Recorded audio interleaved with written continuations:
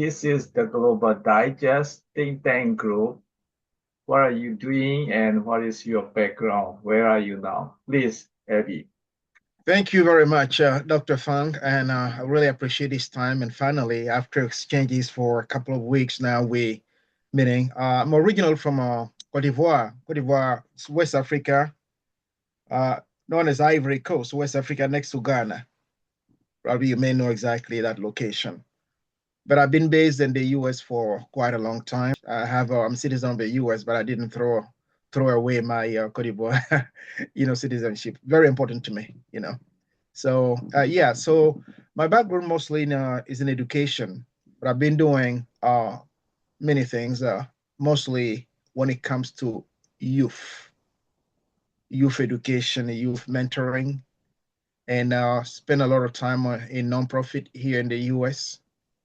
Sitting on some, board of one key educational organization here for many years, and uh, I have been an author, writing published.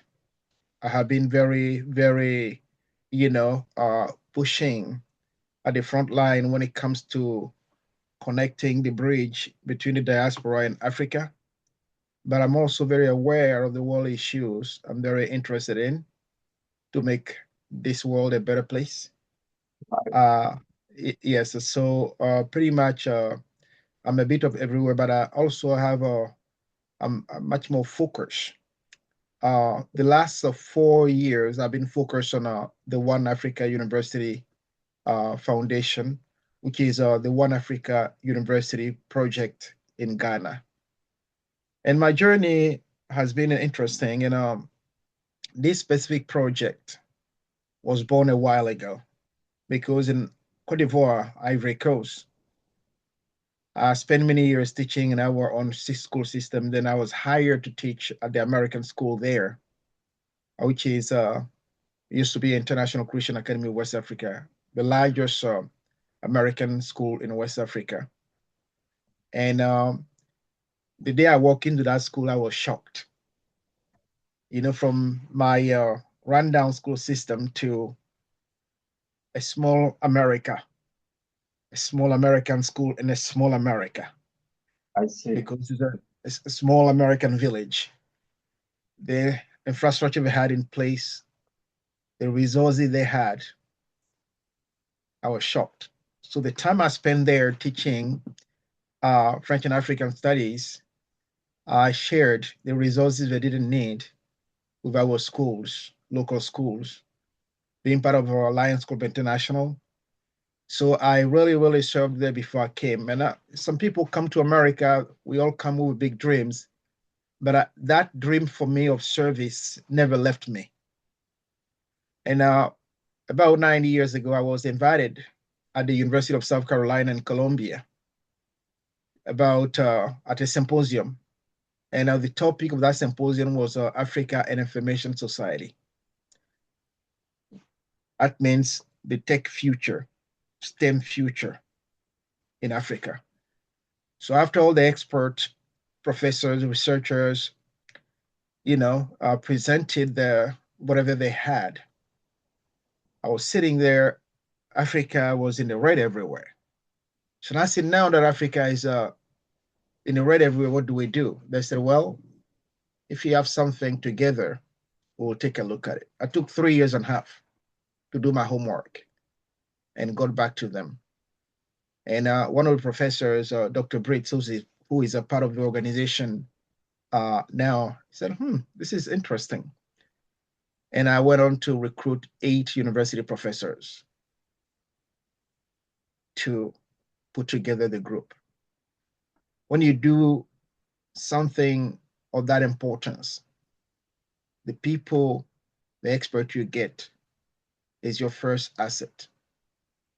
Right. At the end of the day, after that symposium, I said to myself, as a country or a continent, if you don't own your own telephone system, if you don't own your internet service, if you don't own your data storage, you don't own your search engine, you don't own your information protection, who are you in this world? I see. So after I put that team together, I said, then who can build such a school?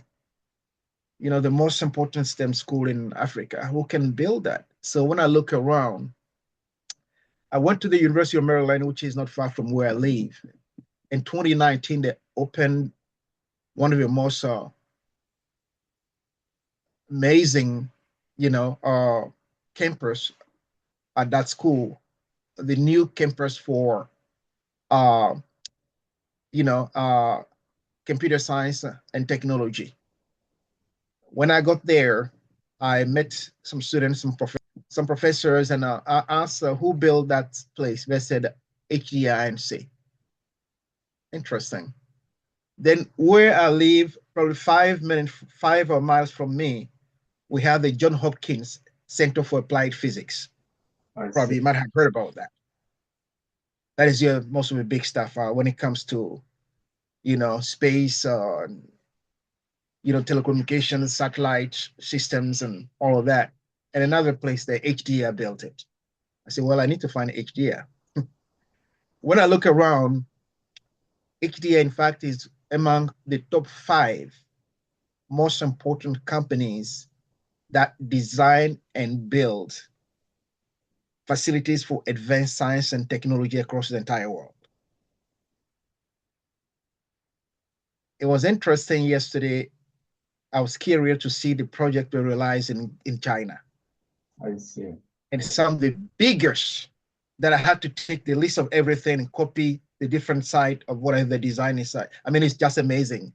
So when I look, they're based in Nebraska, in the US, in the state of Nebraska. And this is a company with an annual revenue of more than $2 billion.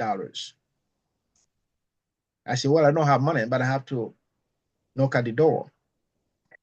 And from the bottom all the way to speak to the leaders of the education department. And after I explained, presented the project, they said, this is very interesting. You don't have the money, but what we can do for you, we're gonna, help you, design the conceptual, help you do the conceptual design and plan the phases of the project. And when you go to our website, everything you see there, the design, all of this, plan the phases of a project as a donation. I see. So this is what we have done. Now let's come to Africa. What is at stake on the continent? Why I take on such endeavor that is bigger than myself? You have a continent of 11.73 million square miles. Right. Filled with most of the most cavity natural resources. You have a continent of 1.5 billion people. 70% of that population under 30, 60% under 25, 41% under 15. You have a continent, African Union saying, okay, by 2063, we're going to be okay with our probably capacity. But before you get to 2063, you have a lot of work to do. By 2050, we have projections that say the economy, the GDP of Africa will be $29 trillion. I see. But how you get to 2063 if you don't have the capacity, you don't have the proper schools to build your capacity, to train the young people to build your capacity. Because what has been happening for decades, we've been sending some of our brilliant children, young people, to the West, some to the East, but mostly in the West, probably maybe 90%, and they don't return. One example close to me myself, one of my nieces here in the US studied at Rochester Institute of Technology in New York. Her specialty was in the semiconductors. She was brilliant. Before she even got her degree in her hand, Microsoft got her. Her older sister, she did a PhD in mathematics at the French Polytechnics. She did French Polytechnics and Sorbonne. I see. Actually, she works for the French nuclear industry. But everything she does is top secret. We don't know. So Oh, with that, this is close to me. So if you send all your children out and they don't come, and you spend billions of dollars importing expats to do your work, and worse, your children, you have spent your hard-earned money and you send to the West, those children, what they produce, they give it to corporate, and corporate sell back what your children has produced to you. And right. sometimes corporate send your children back to Africa to work for them, not for Africa. So that is where I developed the concept called the triple loss. So you lose 3 times. So developing such a school is important because at the end of the day, you train the young people locally, and all the opportunities coming there. When they finish, they are home. You partner with government, you partner with corporations. At the end of the day, the question is why African still sending their children outside? It's because we don't have such a school. But if such a school is built by an expert, and when it comes to construction by some of the greatest companies, one of the greatest companies in the world, then when you open such a school, you have some leaders of our countries, Africa Union, regional organizations, for them to see. And when you open such a school where you have everything in place, same standard as schools in the West, but even more affordable, then at that point, you have students from who are maybe sponsored by government, scholarship from government, scholarship from institutions, Right. corporations. And at the end of the day, I said the corporate America or corporate world corporate, you have to bring expats to Africa, go to Africa with expat to do your work. But at the end of the day, if you have local workers, you have more to gain because, of course, you're going to pay them. It's going to be win. But at the end of the day, you make more money. Those countries make more money. So that is why such a school is so important. It's not important just for Africa, but for the world. And so what we did is we don't have professors, we're not rich. They're not rich. I'm not a professor, but all the professors not rich. So what we did was to create a foundation. Right. To be used, a 501c3 foundation to shepherd the project as a vehicle to raise the funds to build a school and also oversee the implementation. But also, the foundation has programs that are empowerment and increase of women, in study in STEM studying the STEM field. The physically challenged young people. When I talk about this subject, my mind always goes to Professor Stephen Hawking of England. Professor Hawking cannot use his hands. He cannot use his legs. But just with his brain, he has given the best to the world. In Africa, when those young people, their legs don't work, sometimes become a sentence to death. But some of those young people are some of the most brilliant you're going to see out there. And we want to make sure you have a campus where those young people, the brilliant, they have full access They can have their wheelchair or whatever they have, roll over, be fully in the family of a school, and give the best. And the other, it is the 90 or 95, 96, 98% of the young people, the other program, who perform well from the beginning. They go to tertiary education, but most of them don't finish. Most of them drop out because of lack of financial support, or the institutions themselves. They don't have the capacity, the resources to give them the best education. So make sure we have scholarships for those young people. And as I said, some of those scholarships can be from government, from corporations, Definitely. from the foundation itself, the funds it raise, and so on.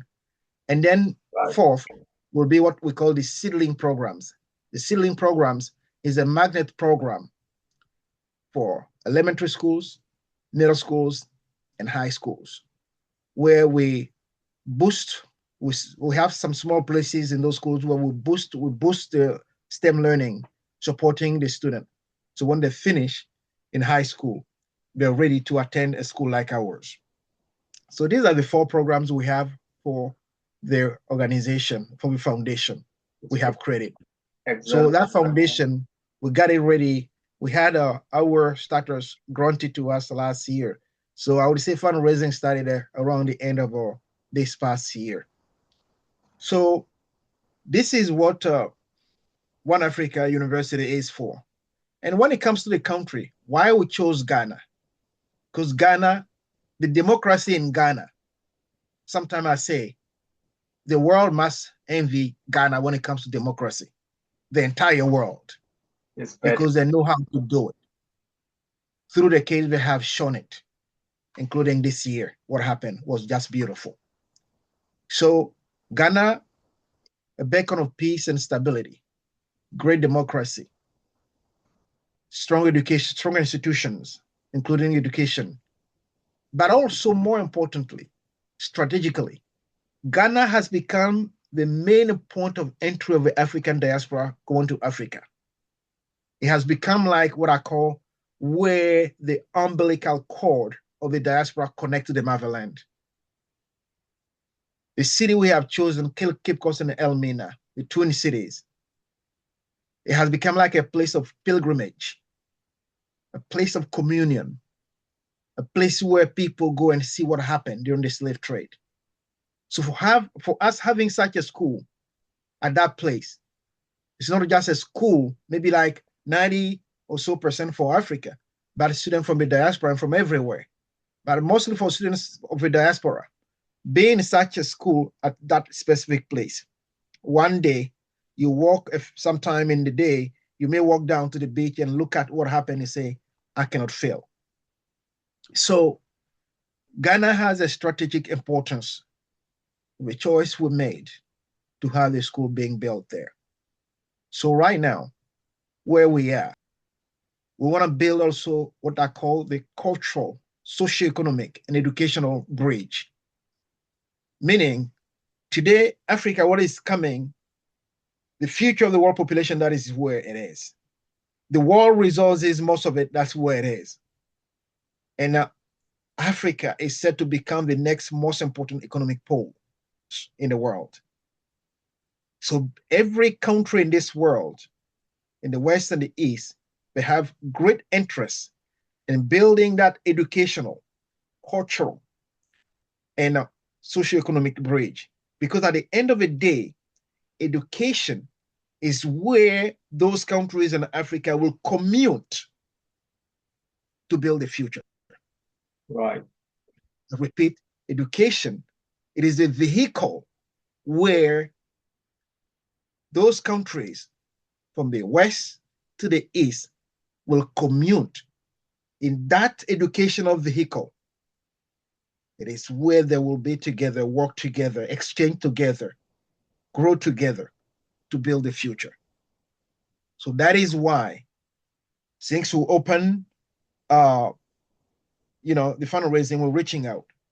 But one thing that I have to let you know, we have the door, the option right now is the public funding with a foundation, but also we didn't close the door for private funding. So let's say a South Korean billionaire want to invest in this school. The potential is high.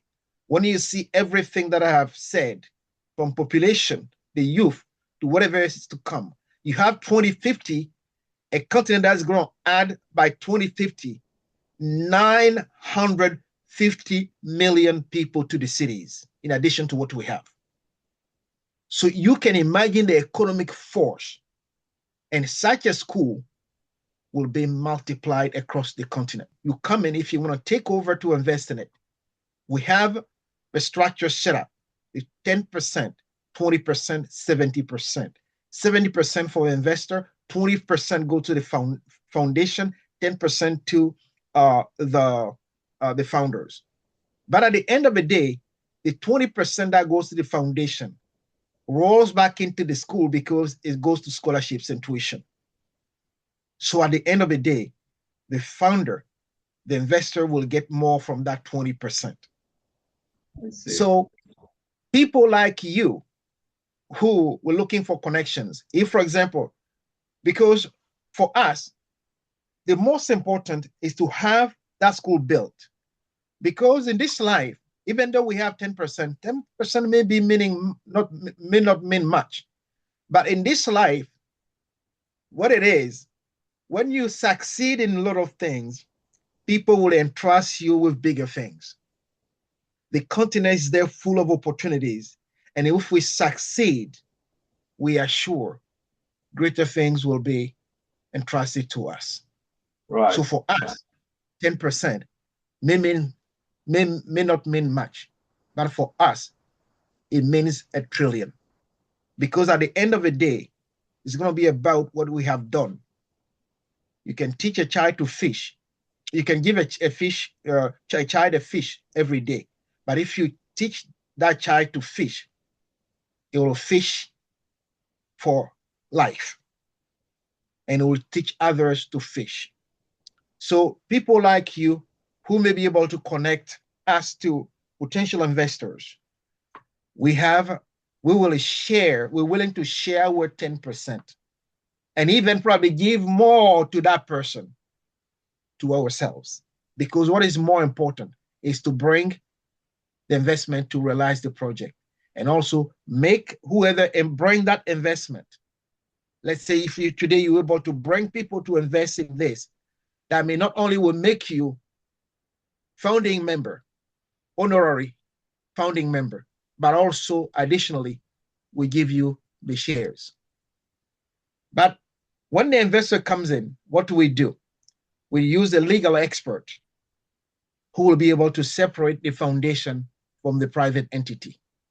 That means the foundation will remain, does its works, the programs I have listed, and then the private entity will do, its part.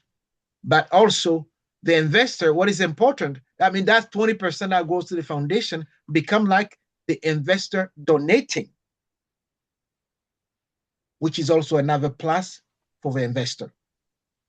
So these are the things that we have when it comes to the structure, the funding, whether it's public, whether it's the private, the two, will work together. We'll still have a room for the two, and also make sure whoever comes in with the money at the end of the day win both sides. You win not only in the private side with your investment, but also you win in the foundation for you being part of that foundation, giving the 20%, which still rolls back to tuition and scholarships.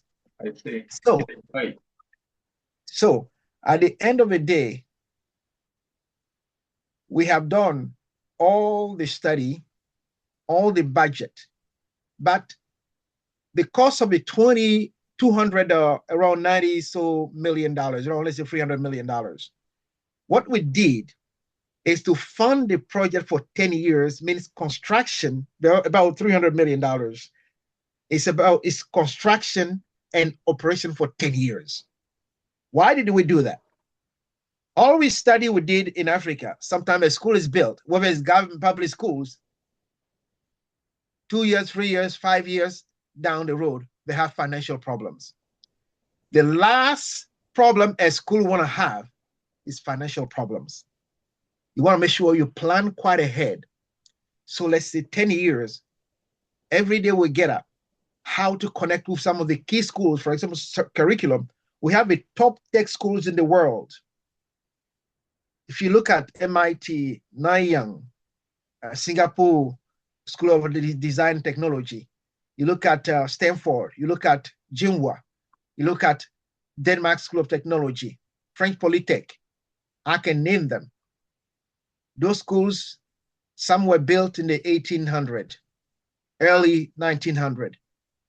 And the people those schools trained became the biggest innovators that transformed the world and continue to transform the world. So, your foundation has any sponsor from USA or any donor? No, for now, as I say, we started. It's now we have a gentleman who we have, because what we were looking for someone, a company that can, do the fundraising. Fundraising is not right now. I'm building a network, online as I'm doing on LinkedIn, but you have to have someone. So we have, because what we did was to find someone who, will just get paid on success fee, because we don't have the money. Most of companies will ask a lot of money before, they raise the fund. And then all these companies and let's say philanthropies and private foundations, you have to have some connections. The doors are not like walking through, getting up and knocking and walking through. No. So the more I learn, the more I know that is the way the whole system works. So you have to have people who are connected to those, to those organizations, those people to be able to get through. So what we have done is to get someone to help. Your target is 300 million. How much fund did you able to collect it? No, we haven't actually. We just operational a lot of things, but as I said, we have just started. So it is now we're looking for the people, even though, like you see on myself, do online, but we're looking for people who can help us because it's a big endeavor, and you have to have the people who can help us. But by now we haven't. I would say now we don't have money, but we wanted to do our homework. We spend a lot of time doing the work before you go to talk to the people. And that is why we sacrifice so much to do. And now we're ready. We don't have money yet, but it's a time. Your university status, One Foundation University, it's already registered?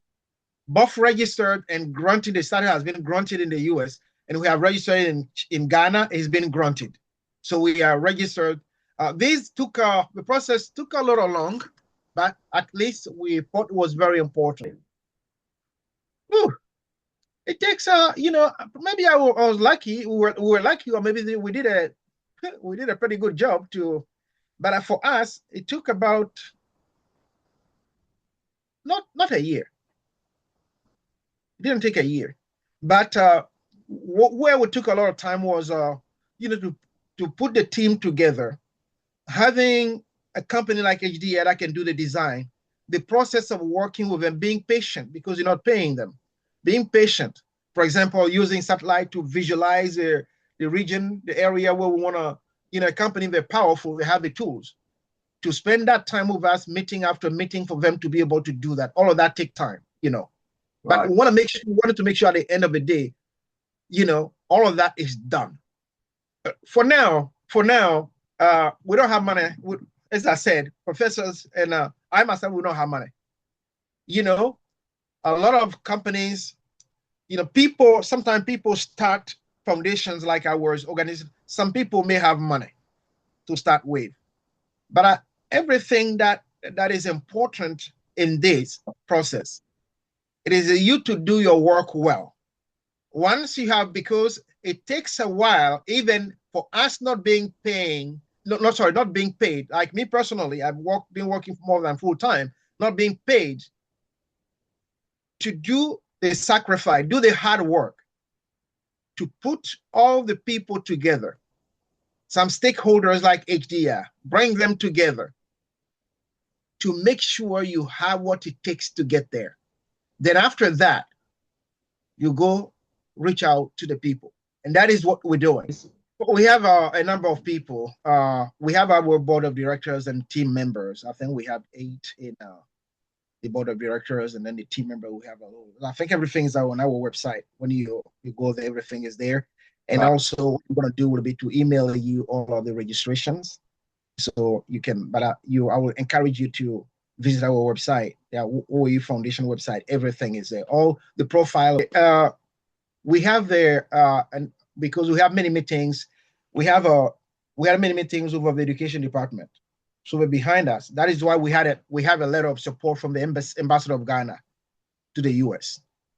So all of this work was done to make sure we're not walking into the blue. And also, for example, the region, the cities where we want to build, Cape Coast and Elmina, we had made sure we reach out to the people there, the land availability and all of that. So pretty much when it comes to Ghana, everything has been done, and including the letter of support from the ambassador.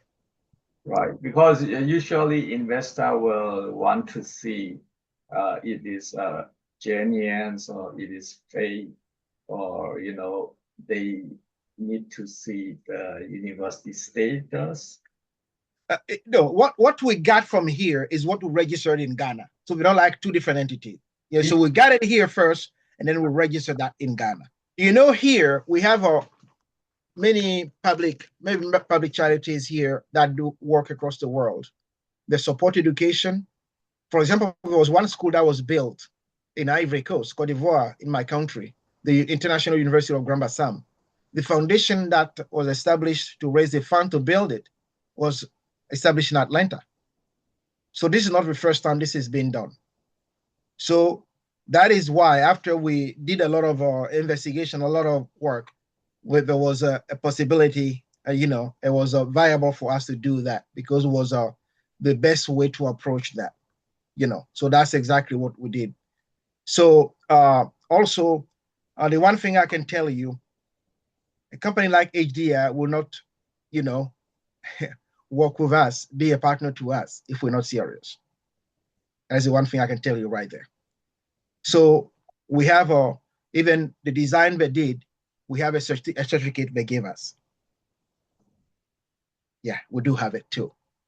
So we have all of these registrations together, including the certificates of the rendering design, conceptual rendering design they did. We have everything. If today people are ready, let's say you connect with people, they are ready to, talk to us. If they want to meet with everybody, including HDR, we can all come together. It's interesting, your project is interesting, but on behalf of investor or your customer, they may need more information and they want to inquire more, and they make sure things are going well and it's genuine process, something like that. How's the status, university status? So we applied for, as I said, the entity for the One Africa University is right there, but we, as I said, we created a foundation, so the foundation can be the vehicle to raise the funds. The foundation, of course, has its programs, but when we applied, it was also to be used as a vehicle to raise the funds to build the university. Accreditation, these come down the road, far down the road. You have to get started. We have talked about, because most of the professors are based in Ghana, we have been talking about that. It's a long process.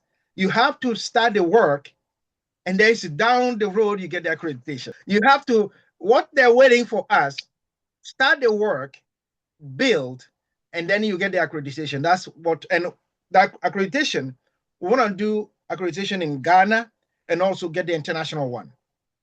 So at the end of the day, you have to do the work. When the work is done, that is how, then whether it's in Ghana or the international institutions that are,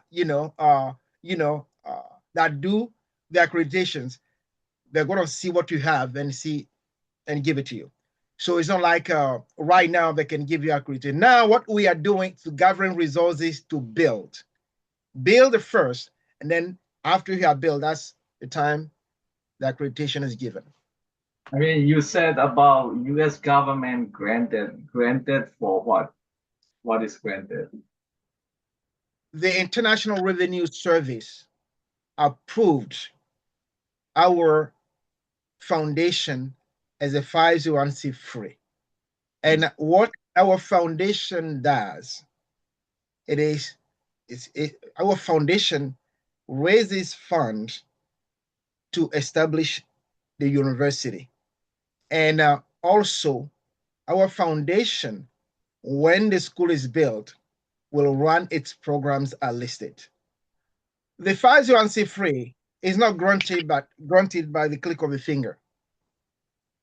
Your application is it takes a long time to fill all the process to get it, because you want to be clear and transparent. You have to give, a summary of what you're doing. So it's not just like 501c3, get up and do it. It depends on what you apply for. Each 501c3 has they apply for some specific goals, some specific things they want to do. And that's exactly what we did when it comes to One Africa University. So the process we took, the road we took was the right one, and the option we took was the right one, because we talk to a lot of people. We make sure we seek advice in many ways, and it is through that we come to conclusions or the steps toward realizing this project. So what we have currently, where we are in a good place to raise the funds to establish the university. The accreditation is not now. Every expert, academics expert, you're going to ask. The accreditation is after you have built the school. It is down there you get the accreditation.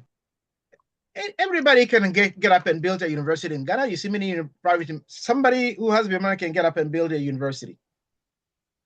Right. Yeah, anybody can get up and build. If we had someone else, and that is why I said we have a private entity.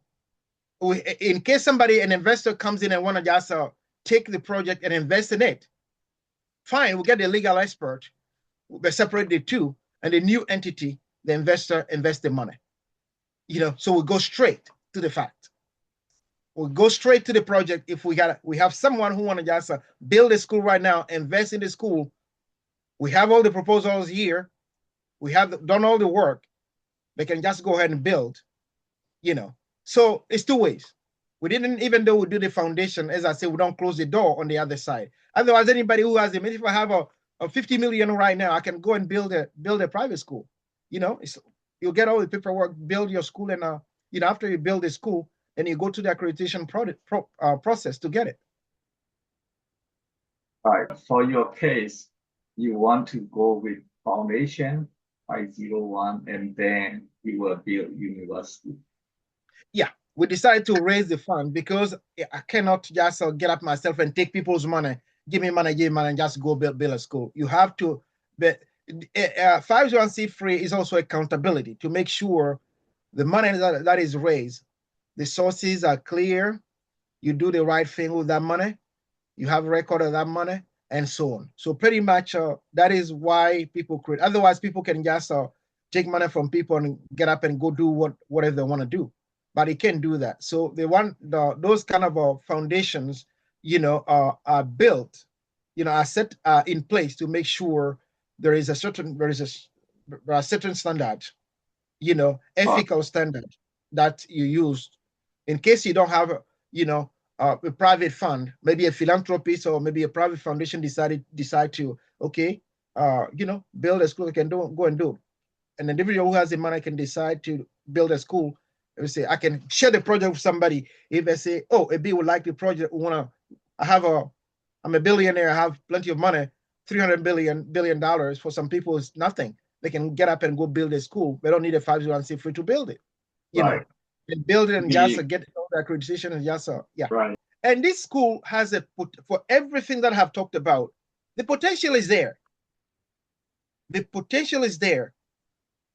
It took a long time to do it because we want to make sure we have experts and we have a company. I mean, sometime when I look at where we started and where we are, I just pray to God and I thank God. Who am I to recruit a company of more than that has an annual revenue of more than $2 billion? But I believe in God. If this happened, that means there is a good light shining in this project, because everything that I've talked about is a reality.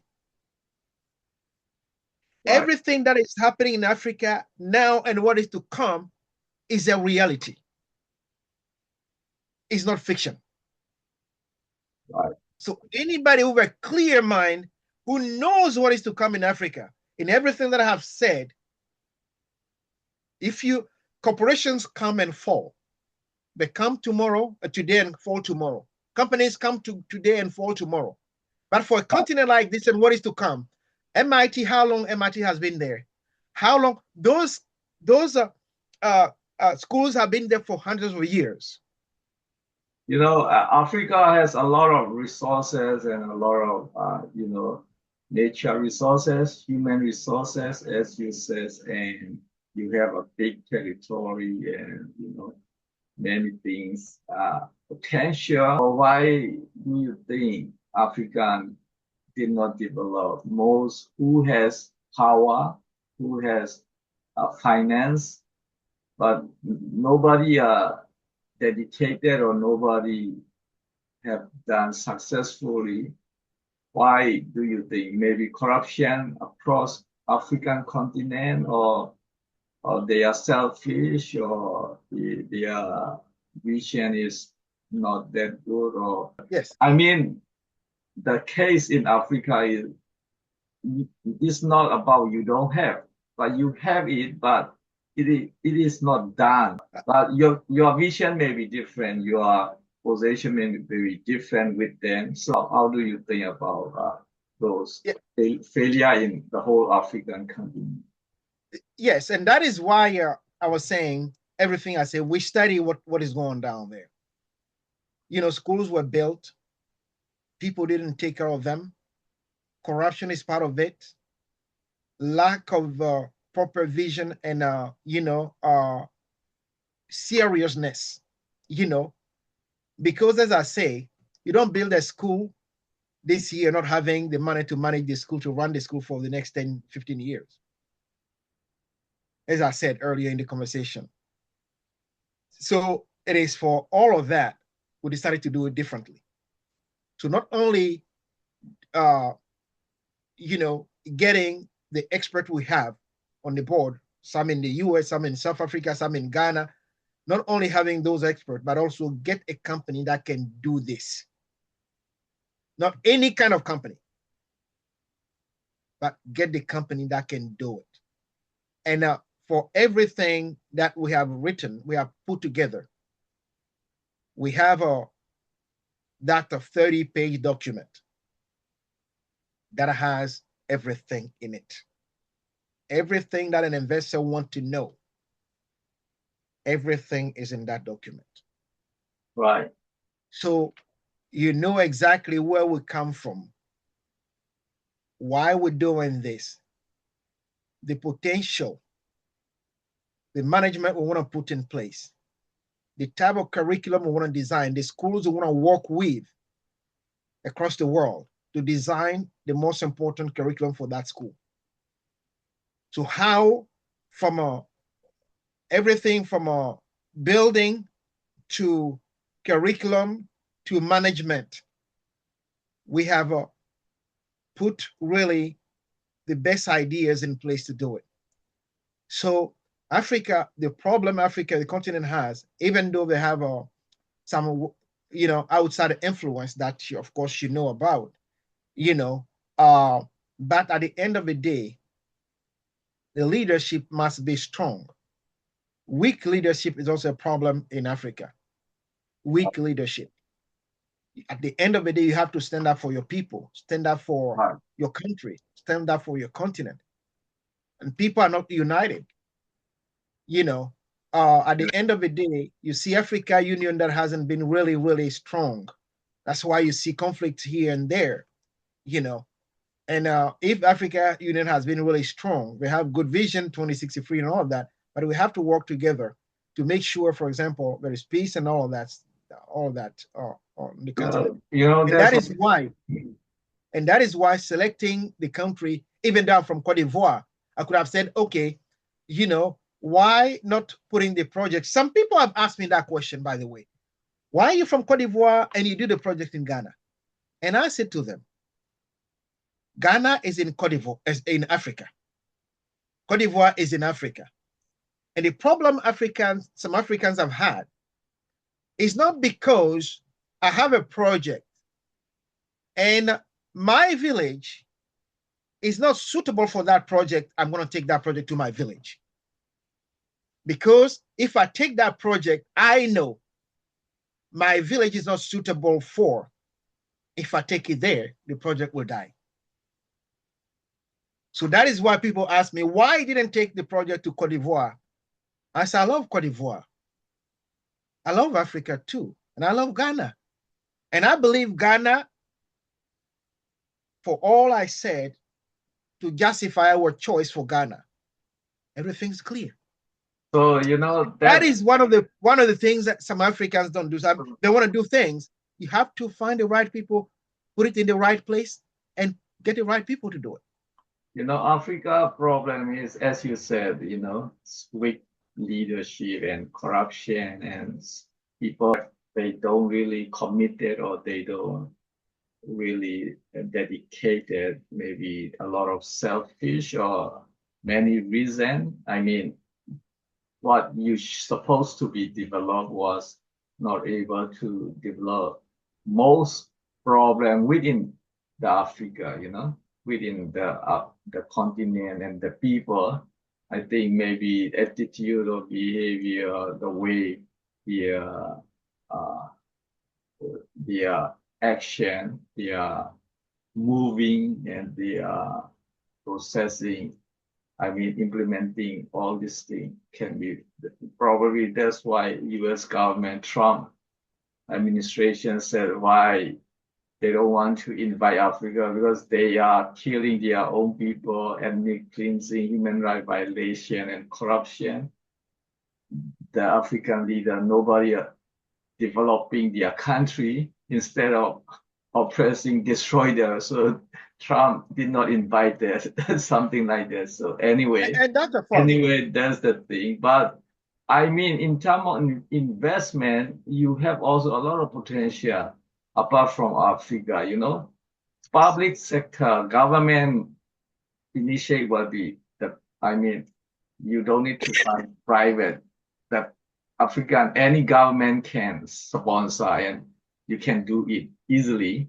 But I don't think no government will be easily let you to, So you have to find private sector and a lot of company and rich people. Even in America, a lot of African American rich people are there, million, billion people. If any one of them has a feeling or a good heart, if they want to donate or support, they can do it easily, they can let you do. And by the way, I prepared a post. What you just said, I prepared a post I'm going to put out today or tomorrow. The billionaires or the black billionaires, I prepared a post for that. A lot of US, a lot of artists or musicians in America, most of rich people are African American, you know, those Yep. artists and musicians.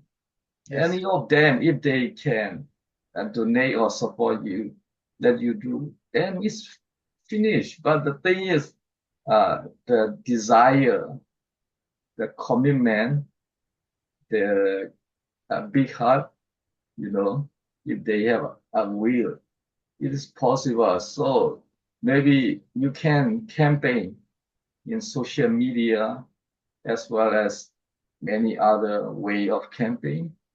Mhm. And I don't know, have you ever directly communicate or talk to them whether they were willingly cooperate or I think you should do camping a lot. Even in America, a lot of people they have capacity, you know. So Yes. Yes. So I'm reaching out to people. As you see my activities online, they're really telling. I'm doing right, that. And also even talking about corruption, it's not because corruption is everywhere in the world. We can have a country where there is corruption, but people still every country. Look at the West, the East. People are developing. There are those problems. People there is Africa probably in that. When we talk about corruption, maybe there is not too much of accountability. That is probably one of the biggest problems. But in America, if you do those corrupt things, you may get away with it for some time, but they're going to be one day accountability. Same as whether it's in South Korea or everywhere else. But I think we have to be very serious and we have to work together. And I think if we do that, Africa at the end of the day will come out better. But everything we do, we have to do it from experience. No, learn from what hasn't worked. Like when I talk about OAU, One Africa University, I talk about what hasn't worked and how we want to do it differently. And also, one thing that is important, even though we talk about African Americans, Africans themselves, a better Africa, a better world. And I think today, when you look at the money people are rolling over as Chinese, the billions of South Korea, they had Africa in our South Korea summit, the billions of people are rolling into Africa is a lot. So such a school is in the best interest. Countries like South Korea, for example, China, the US, it's in the best interest of everybody to have such a school in Africa. So at the end of the day, Africa is at the center of everything. That is where everybody's want to go now for to get more resources to build.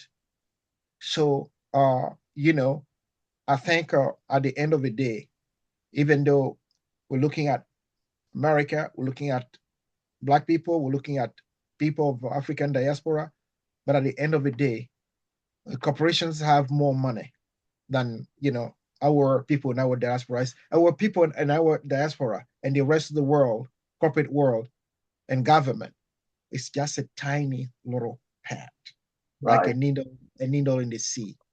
right, So that is why it is important for to seek support, like I'm doing with you, kind of like calling World Corporate to seek support. Because at the end of the day, when Africa is uh, we have more education, better education, and people, the continent gets stronger, more stable. At the end of the day, everybody wins. You can take money and go across any country and do investment. But at the end of the day, we have to have strong education. Everything is built. That's why I said in the conversation, education is where is the vehicle we all gonna commute. We want to travel together to build that future of you did Africa. not engage with any aid or any donor organization, USA or any private NGO or any, I mean, to I donor agency group. You never connected? I contacted. I have a contact at the USA, but now everything is with what is going on with Trump.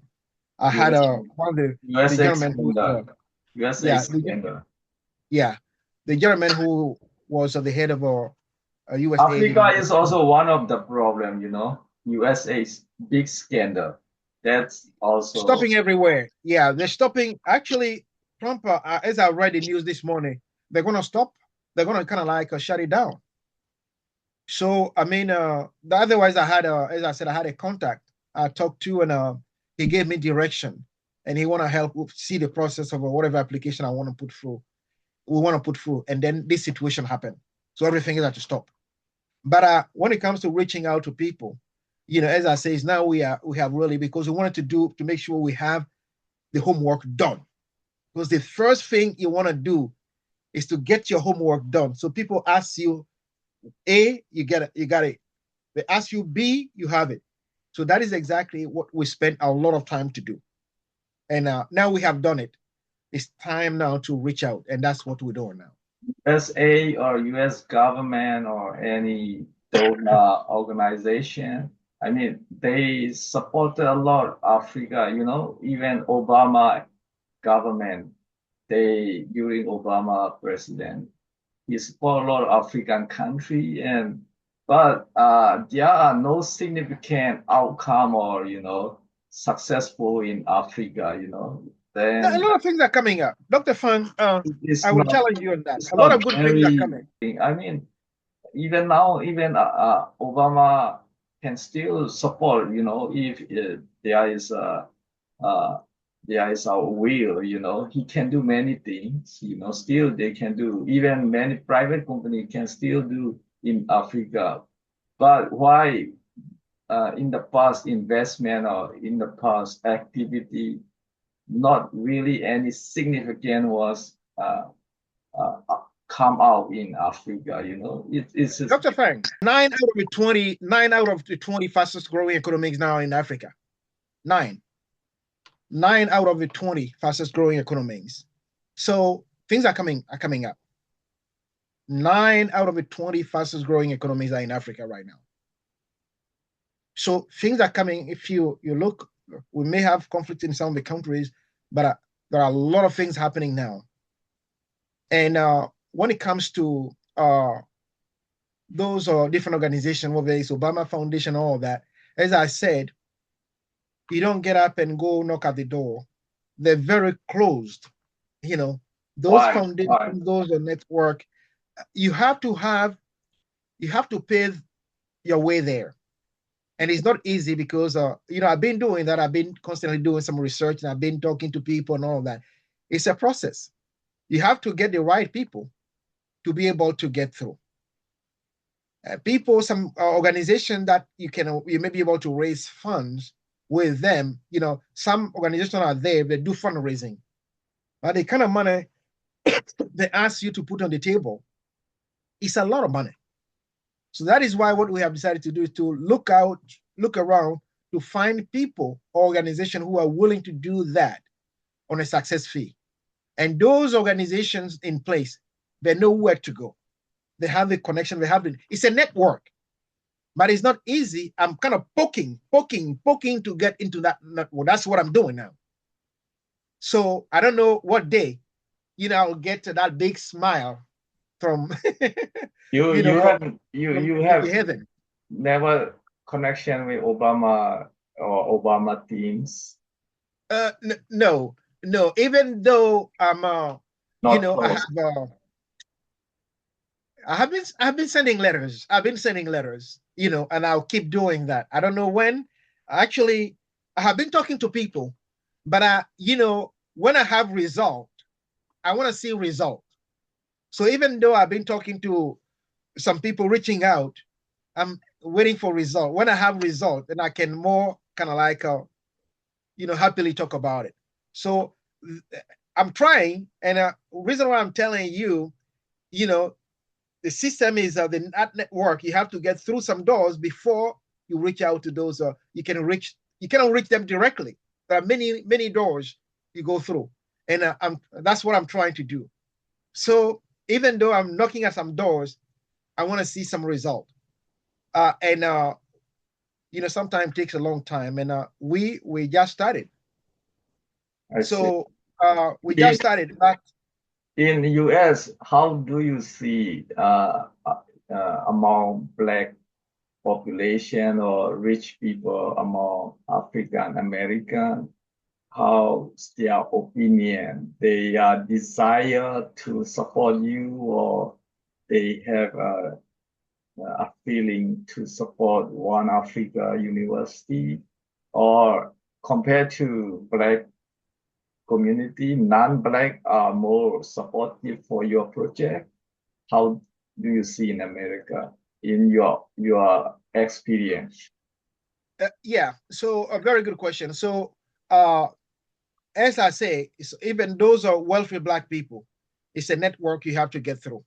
And Right. that's what we are trying to do. And I'm sure, like I have now, I have a lot of connections, people in high places, CEOs, a lot of people are connecting with my activities online. People are more and more connecting with me. They're doing that. And, I'm sure something will happen, but you have to keep pushing, uh, you know.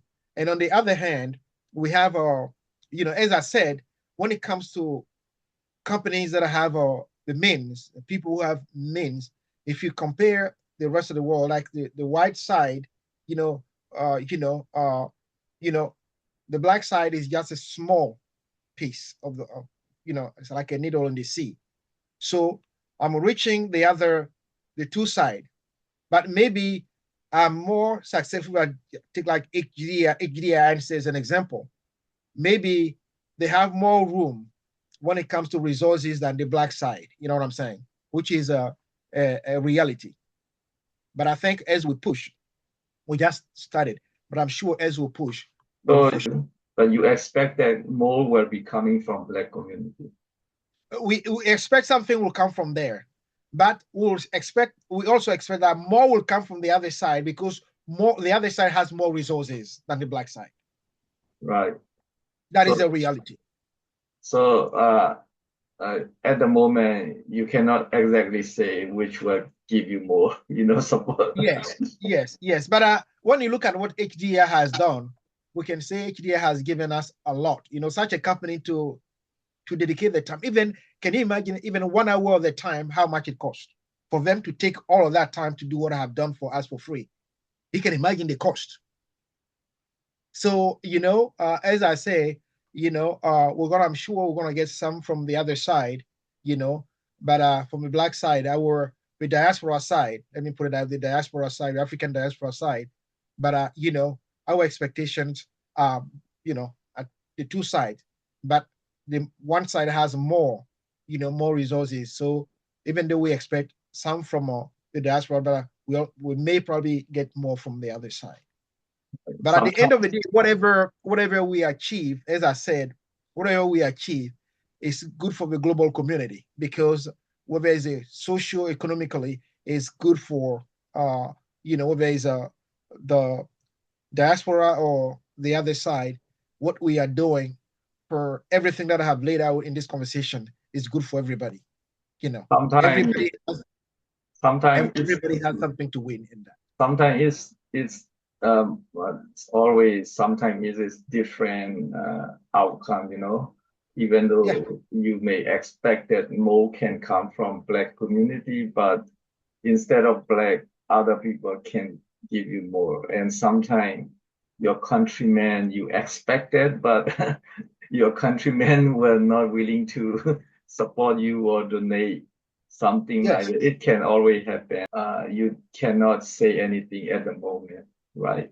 Yes. We're doing the work to reach out. And I think that is what our position. We have to, be strong on the front line. As I say, we have to push hard. As I say to the team, we have to push very hard to make sure we are able to, this year, 2025, we need to break through somewhere. And there's been some encouragement. The gentleman that has thank God for him to accepting to do be with us do that work on a success fee, and we're looking for more companies that can do that on success fee. Even if for in South Korea, we can get some people who company organizations or individuals who want to do it on success fee. Fine. For example, as I said, you personally, if you bring in some if you want to do this for us, and you have some groups you can reach out to do that for us on Many a success people will fee. see our podcast.